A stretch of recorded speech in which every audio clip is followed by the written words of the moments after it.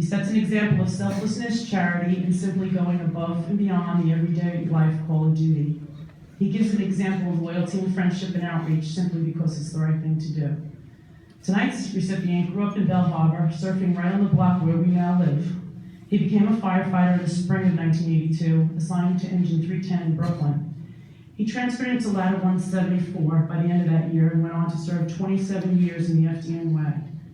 And I say serve 27 years instead of complete 27 years because that is what he does. He serves. He is there for everyone and anyone who needs him. He spent many years at Randall's Island, or the Rock, as it is called. And for those of you who don't know, and there are a few probies here tonight, I'm sure, grinding their teeth, but it's where the FDNY Training Academy is. It was always sort of a plain-looking place, not much fanfare, pretty simple facility. But not when this guy got done with it. He knew people were coming from all over the world to tour our academy, and he made sure it was spruced up and looking good.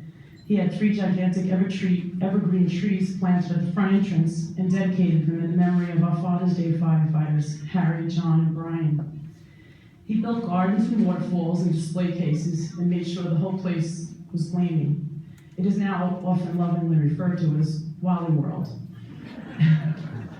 But perhaps the biggest thing he built and continues to build with every single probie he encounters, and there are a lot of them, apparently he has a lot of cousins. He builds a foundation for the traditions and values that this job has always been known for. He pushes and inspires young men to get through that academy so they can have the greatest job in the world waiting for them when they are done.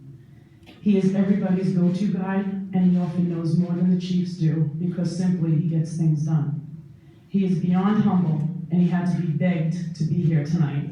We are so glad he is here with his patient wife Janine, his sons Walter and Farrell, and his mother and father-in-law, Mr. and Mrs. Farrell. Please help me congratulate the recipient of the Wonderful Life Award, my good friend Lonnie Blum.